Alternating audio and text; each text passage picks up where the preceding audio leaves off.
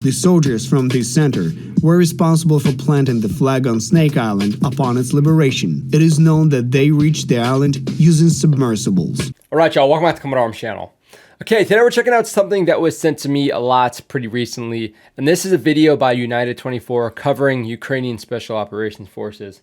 Now, I'm not sure exactly what they're going to be covering. Hopefully it gives us like a little bit of background as to what their training and even like their selection process looks like, because we've been seeing a lot of videos with the Ukrainian Special Operations kind of getting some pretty solid work done, but as far as the background or what it actually takes to get into that, it's still a little bit unclear to me. So hopefully this video sheds some light on that. Now, I'm not sure if this is one of those like robo voice videos, which I try and steer away from, but honestly, some of them just have some really good information, and the clips that they use as well are pretty good. So let's check it out. The top secret soldiers of the Ukrainian army, an elite group where only 10% of recruits make it through. They operate deep behind enemy lines, break sniper range records, and execute special operations on land, in the sky, and in the water. These are the... Curious about the sniper range record thing. I mean, most of the time I see it's like Canadians shooting somebody like 40 miles away or something. That's an exaggeration, but I mean, basically. Special Operations Forces, the youngest branch of the armed forces of Ukraine. The most intriguing operations carried out by the Special Operations Forces often remain undisclosed or are only revealed after a significant period of time. However, even the operations that do make it into the news appear impressive and highly diverse. Here, the SOF fighters aim and adjust their HIMARS fire at a cluster of Russian forces, resulting in the destruction of Msta-S self-propelled howitzers. Yeah, and that's interesting kind of deviation or difference with kind of the focus of our special operations to kind of go in, be autonomous, kind of lay low, have small teams, and have an infrastructure in that country to be able to kind of assist with certain operations, and they kind of build up forces like that and whatnot. But when it comes to special operations, especially when you're talking about Ukraine, since they're actively at war, these guys are going to be pretty much all, I would imagine, just operating in their own teams, not necessarily as any sort of advising role. And we can kind of see it here. I guess they're acting more as like a JTAC in this specific operation, which again, if you have guys who have very specific training to be able to kind of adjust fire, especially for like different systems, then these guys are probably going to be it. At multiple rocket launchers and trucks carrying ammunition and personnel. Here, Ukrainian forces on 2 boats launch a sudden attack on the enemy on one of the Dnipro Islands, destroy the Russian positions, and finish off the remaining enemy with FPV drones. And here, working in coordination with their fellow soldiers, the SOF units destroy 9 pieces of equipment near Bakhmut in one go. I was about to say, what are they? I was like, is that artillery? That's a freaking massive artillery. I'd imagine this is some sort of demolitions. Yeah, those are some big freaking blasts. SOF units destroy 9 pieces of equipment near Bakhmut in one go. The total value of these weapons reaches tens of millions of dollars. There was complete operational awareness. Oh, we know him. And everything was clear. We have always been preparing for this. We had a cohesive group, constant training, and exercises that yield results. Speaking of constant training, it's an integral part of routine. The Ukrainian Special Operations Forces were established in 2016 with the vision of becoming the elite of the armed forces. Only 10% of candidates successfully pass the selection process. Even to apply, the command advises candidates to undergo at least 5 weeks of self-training, including 29 kilometers loaded marches with a 23 kilograms backpack. 29 kilometers. Okay, so it's probably like 16 miles. No, okay, 18 miles. Okay, 18 miles, 23 kilos. Okay. Yeah, that's not going to be fun. It's definitely something you need to train for. If you're generally in like a pretty active infantry sort of combat arms element, you might be relatively prepared. You might do like ruck marches every now and again. I know for us, we do like, our standard is the 12-mile ruck march with like 25 pounds, without water.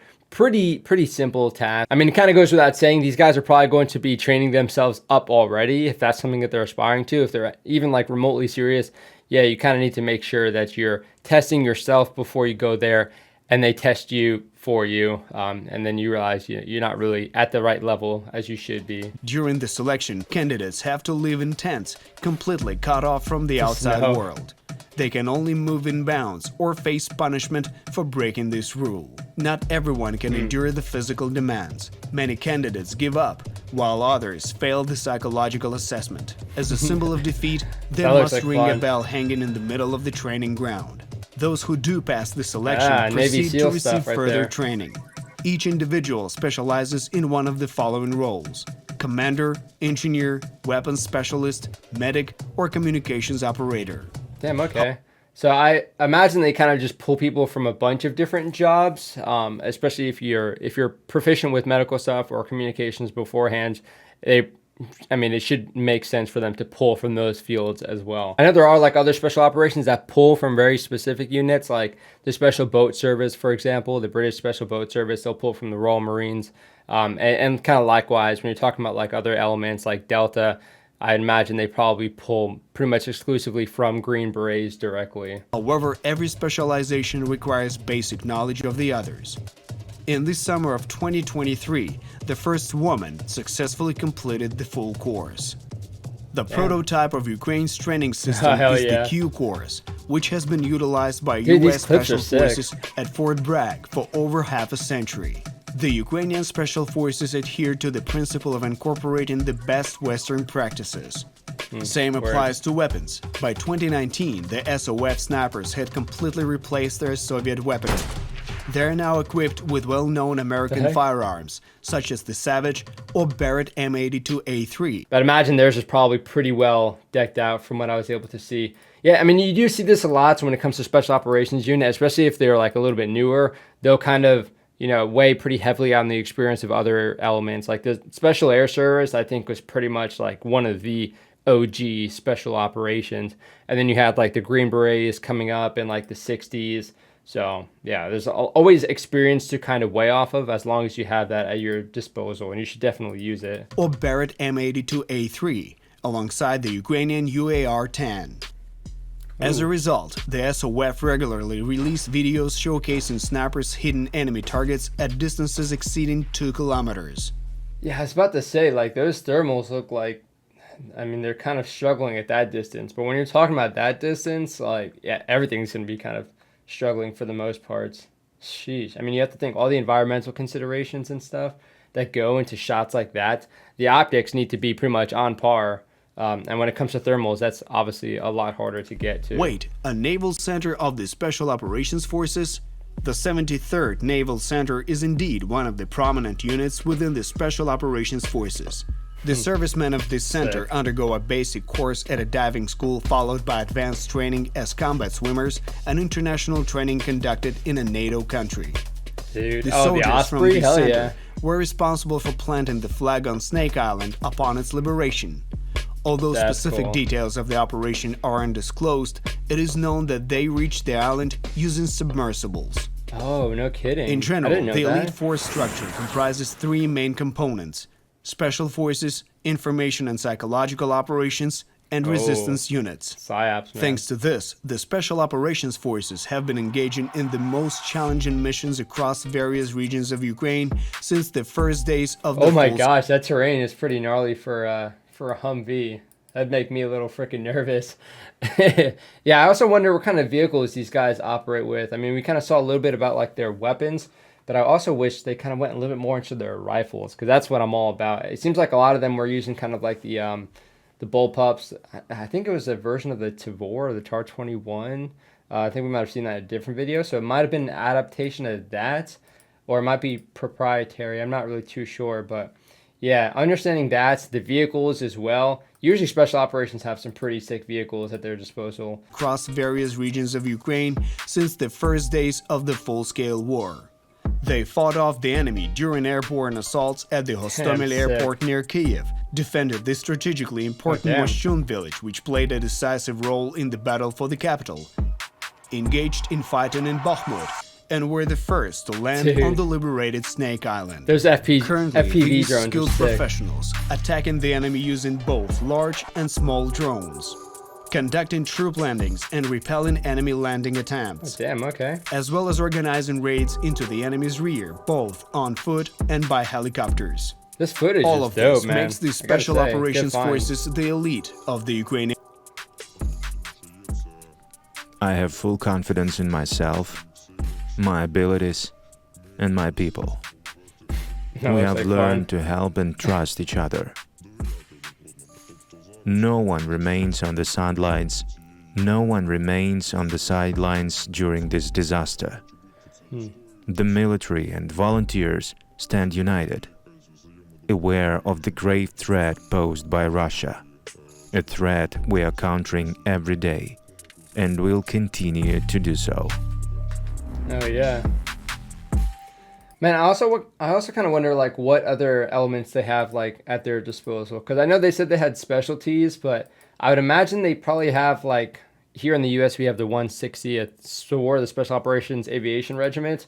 So I wonder if they have their own pilots who are kind of exclusive to them, kind of just supporting their missions specifically. I mean, I imagine they get priority and that kind of stuff anyway, but yeah, it'd be cool to have like their own kind of elements to be able to rely on that and kind of understand their operations a little bit better as well. But yeah, okay. I like seeing the training and stuff too. Like this is all, it seems like this is kind of stuff you would see like general infantry doing as well. But you really need to kind of lock down these fundamentals. Even when if you graduate the Q course and everything, you still need to stay, sharp on these fundamentals of actually communicating and moving too. Okay, so this gave us some pretty good background. Again, a little bit more into like their training pipeline. I would like to see a video specifically on like their weaponry, kind of like their organization, how many teams there are, because we've been seeing like Ukrainian Special Operations Forces seems like a very broad term, but then this video went a little bit into kind of some of the smaller elements that are within that sort of Special Operations umbrella.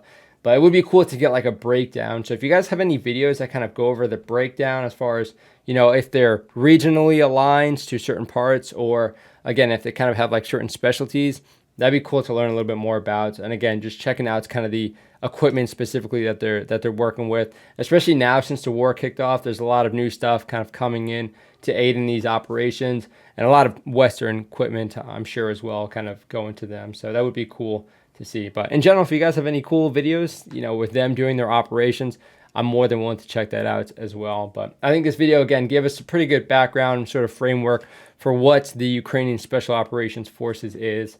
And yeah, it gives us a better appreciation for what it takes to be a part of that. Because again, we've been seeing these guys have been putting in work, and they look pretty fearless when they're actually doing it as well. So yeah, there's definitely something behind that to be able to kind of instill that confidence and just skill set in general to be successful in these operations, especially in this, all-out war that we're seeing. But yeah, let me know what you guys think. If you have anything to recommend, throw it down below, or you can head over to the Discord and recommend some stuff there as well. And also just have a chat, because we have like our own sort of Ukraine chats. It's pretty interesting to kind of see all the articles and stuff that's going into that. And again, in the description, I do have my Patreon. So any money that is going to the Patreon, if you guys want to support that, get some behind the scenes content, that will go right to some Ukrainian charities, for the time being. And I will continue to do that as this war is going on. But that is it for this video. I'll see y'all in the next one.